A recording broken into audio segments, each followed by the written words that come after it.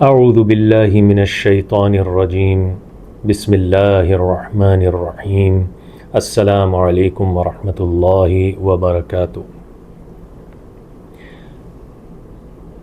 آج کی جو ویڈیو میں بنا رہا ہوں یہ ایک تعارفی ویڈیو ہے وراثت کے قوانین سے متعلق۔ قرآن حکیم میں جو وراثت کا قانون سورہ نساء میں بیان کیا گیا ہے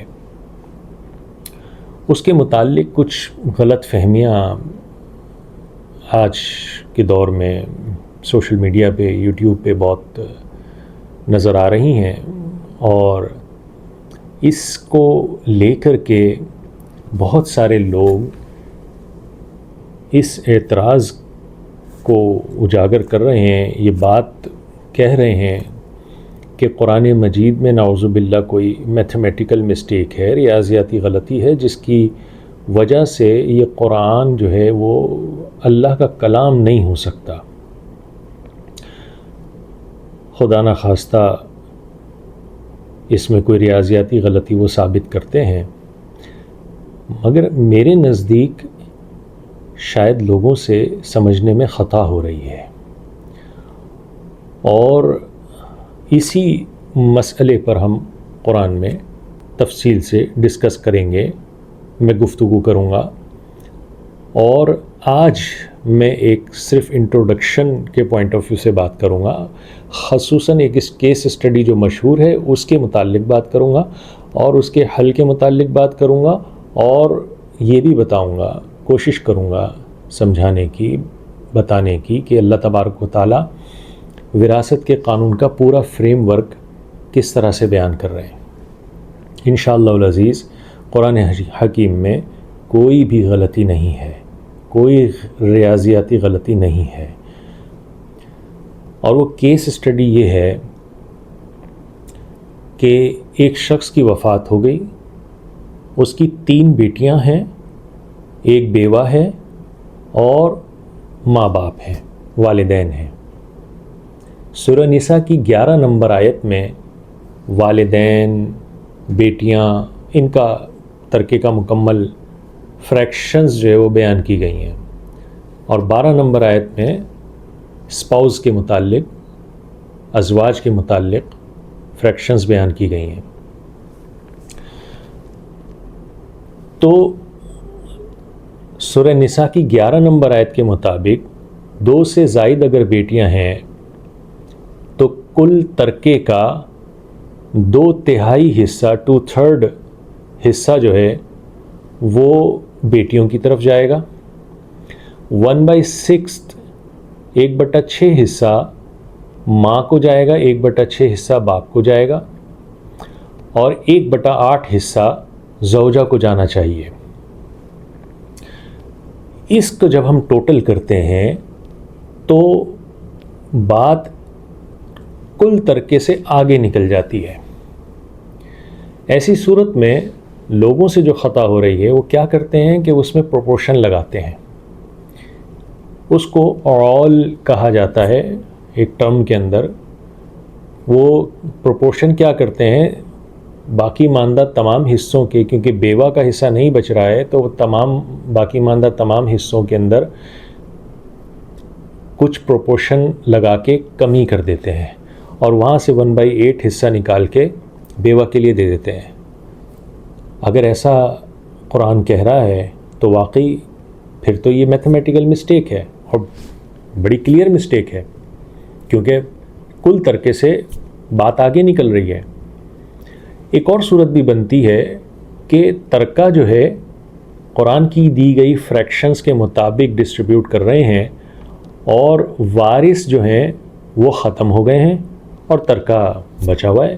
اسی کیس اسٹڈی میں اگر آپ والدین کو ختم کر دیتے ہیں، فرض کر لیں والدین موجود نہیں ہیں، 3 بیٹیاں ہیں اور بیوہ ہے، ایسی صورت میں کل ترکہ ختم نہیں ہو پائے گا، ورثہ ختم ہو جائیں گے۔ تو ایسی صورت میں لوگ رد وغیرہ کی کوئی ٹرم لے کر آتے ہیں، اور پھر انہی ورثہ میں سے کسی کو دے دیا جاتا ہے۔ بات یہ ہے کہ قرآن حکیم میں تو اللہ تبارک و تعالیٰ نے فریکشنز بیان کی ہیں، اور فریکشنز کو توڑنا، ان کو بریک کرنا، ان کو ماڈیفائی کرنا اٹ سیلف حدود سے تجاوز ہے۔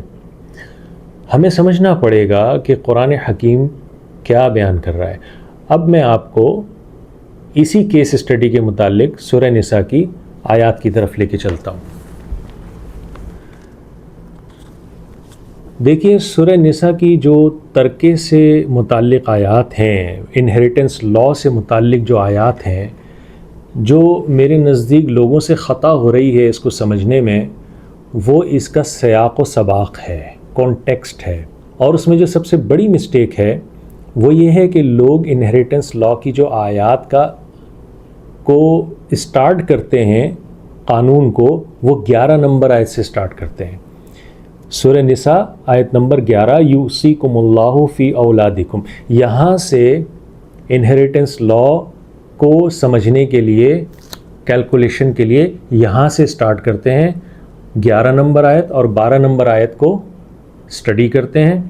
اور ایک اور آیت ہے جو سورہ نساء کی آخری آیت ہے جو کلالہ سے متعلق ہے، خیر ہماری اس تعارفی ویڈیو میں بھی اس کا ذکر نہیں ہے۔ یہی میرے نزدیک مسٹیک ہے۔ اگر آپ سورہ نساء میں سرچ کریں کہ ترکے سے ریلیٹڈ جو آیات ہیں وہ کون سی ہیں، سورہ نساء میں انہیریٹنس لا سے جو کے متعلق جو آیت سب سے پہلی شروع آ رہی ہے، جس میں مما ترک کا لفظ آ رہا ہے، ترکہ، انہیریٹنس، وراثت، وہ آ رہا ہے آیت نمبر 7 سے۔ ترکے کی جو آیات شروع ہوتی ہیں وہ آیت نمبر 7 سے شروع ہوتی ہیں۔ مجھے لگتا ہے کہ لوگوں سے یہی خطا ہوئی ہے کہ وہ 11 نمبر آیت سے اس قانون کو سمجھنے کے لیے شروعات کر رہے ہیں۔ مجھے لگتا ہے یہاں خطا ہو رہی ہے۔ 7 نمبر آیت میں سب سے پہلے مما ترک یعنی انہیریٹنس لا یعنی ترکے کے متعلق بات 7 نمبر آیت سے شروع ہوتی ہے۔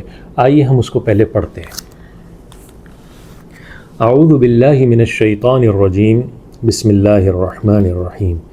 للرجال نصیب مما ترک الوالدان والاقربون وللنساء نصیب مما ترک الوالدان والاقربون مما قل منه او کثر نصیبا مفروضا۔ مردوں کے لیے وہ نصیب کہتے ہیں حصہ، جو ترکے کا جو حصہ ہوتا ہے، کوئی بھی پورشن جسے آپ کہہ سکتے ہیں۔ نصیب مما ترک الوالدان والاقربون، والدین اور اقربا جو چھوڑ جائیں، یعنی مردوں کے لیے وہ حصہ ہے، وہ نصیب ہے اس ترکے میں سے جو اس کے والدین اور اس کے اقربا چھوڑ جائیں۔ وَلِلنِّسَاءِ نَصِيبٌ مِّمَّا تَرَكَ الْوَالِدَانِ وَالْأَقْرَبُونَ، اور عورتوں کے لیے اس میں سے وہ حصہ ہے جو اس ترکے میں سے حصہ ہے جو اس کے والدین اور اس کے اقربا چھوڑ جائیں، یعنی مردوں کے لیے اس ترکے میں سے حصہ ہے جو اس کے والدین اور اس کے اقربا چھوڑ جائیں، اور عورتوں کے لیے اس ترکے میں سے حصہ ہے جو اس کے والدین اور اس کے اقربا چھوڑ جائیں۔ مما قل منہ او کثر، چاہے یہ اس میں سے کم ہو یا زیادہ ہو۔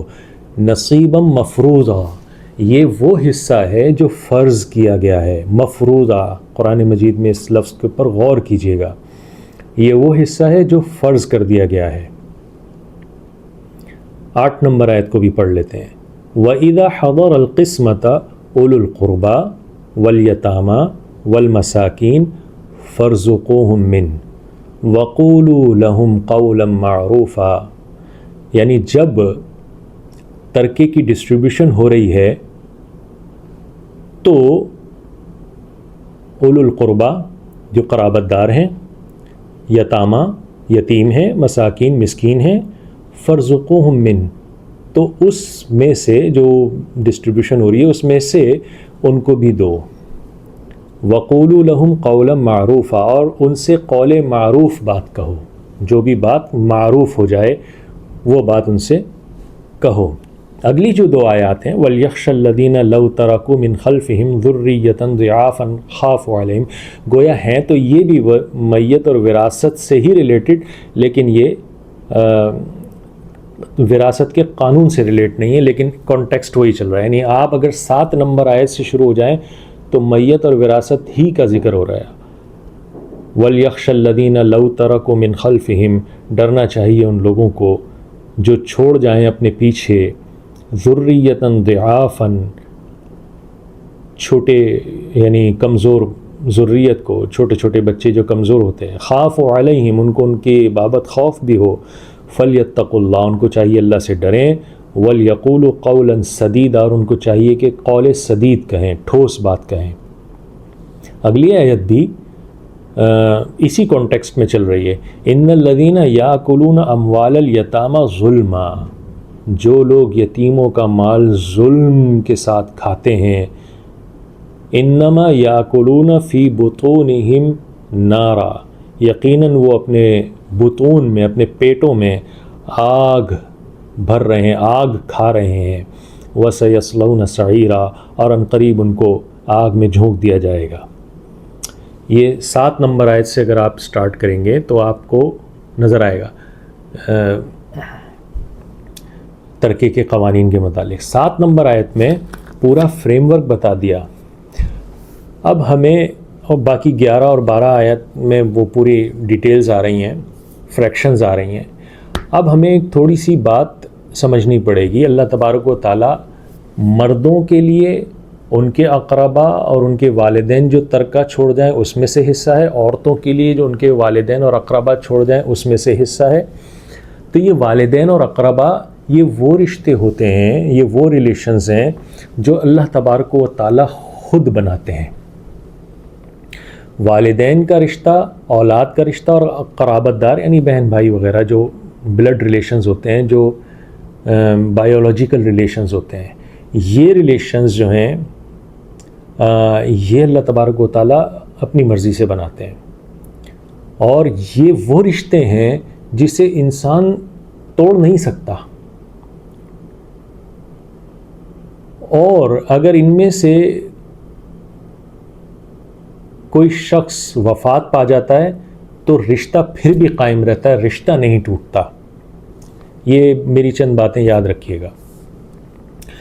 جبکہ دنیا میں ایک ہی رشتہ ہے جسے انسان اپنی قبولیت کے تحت بناتا ہے، عقد کے تحت بناتا ہے، وہ میاں اور بیوی کا یعنی زوج کا رشتہ ہے، اور وہ جو عورت ہے اس کے لیے بھی بلڈ ریلیشنز بالکل ویسے ہی ہیں جیسے مرد کے لیے ہیں، اس کے ماں باپ، اس کے بہن بھائی۔ تو گویا یہ ایک پیٹرن ہے ریلیشنز کا عورت کے لیے، پیٹرنز آف ریلیشنز مرد کے لیے، وہ رشتے جو فرضی رشتے ہیں جن کو اللہ تبارک و تعالیٰ خود بناتے ہیں۔ ایک بات اور نوٹ کیجیے گا اسی ضمن میں کہ جو میاں اور بیوی کا جو رشتہ ہے یہ عقد کی بنیاد پر ہوتا ہے۔ اگر شوہر وفات پا جائے تو عدت کے ایام گزارنے کے بعد یہ رشتہ ختم۔ وہ عورت چاہے کسی اور شخص سے نکاح کر لے، اب وہ کسی اور کی زوجہ بن جائے گی، اس کا رشتہ پھر سے قائم ہو جائے گا۔ مگر یہ جو رشتے ہیں ماں باپ، بہن بھائی، کسی کے بھی دنیا سے رخصت ہونے پر یہ رشتے ختم نہیں ہو سکتے، یہ ورثہ ختم نہیں ہو سکتے۔ یعنی یہ جو رشتے ہیں جن کو اللہ تبارک و تعالیٰ نے بنایا ہے، ان کے جو نصیب ہیں، ان کی طرف سے جو نصیب ملیں گے وہ نصیبہ مفروضہ ہیں، فرض کیا گیا حصہ ہے جو ترکے میں سے ملے گا۔ اس بات کو آپ نے ذہن میں رکھنا ہے۔ اب جب ہم ترکہ ڈسٹریبیوٹ کرتے ہیں تو وہ جو کیس اسٹڈی جس کا میں نے آپ سے ذکر کیا تھا، جس میں لوگ اول لگا رہے ہیں اور اس میں سب کے پروپورشن کم کر کے بیوہ کا حصہ نکال رہے ہیں، تو بیوہ کا حصہ ایسی صورت میں بنتا ہی نہیں ہے، ایکٹیو ہی نہیں ہوگا، کیونکہ جب فرائض ادا کرنے کے بعد آپ دوسری چیز پر جائیں گے، یہ فرض ہے۔ والدین اور اقربا کی طرف سے جو وراثت مل رہی ہے یہ فرضی وراثت ہے، فرض پہلے پرائرٹی دی جائے گی، فرض ادا کیا جائے گا، فرض ادا کرنے کے بعد گنجائش اگر بنتی ہے تو بیوہ کا یا شوہر کا، دونوں میں سے کسی ایک کو ترکہ دیا جائے گا۔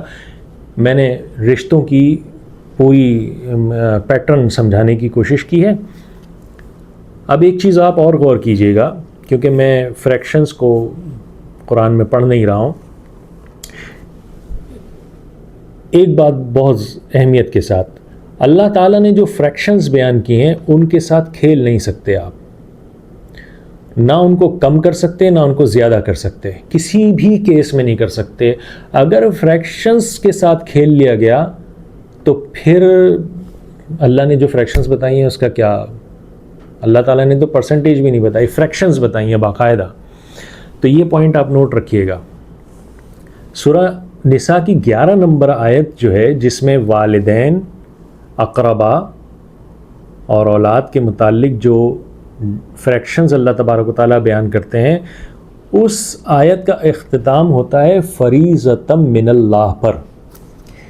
ایک آیت نمبر 7 میں اللہ تعالیٰ نے نصیبا مفروضہ کہہ کے ایک پورا فریم ورک ڈیفائن کر دیا کہ یہ فرضی پورشن جو ہے نصیبا مفروضہ، فرضی پورشن یعنی فرض کیا گیا پورشن ہے۔ فرض جو ہوتا ہے، میں میننگز بتا دوں، فرض وہ چیز ہوتی ہے جس میں کسی قسم کی فلیکسیبلٹی ممکن نہیں ہے، آپ فرض کو چھیڑ نہیں سکتے۔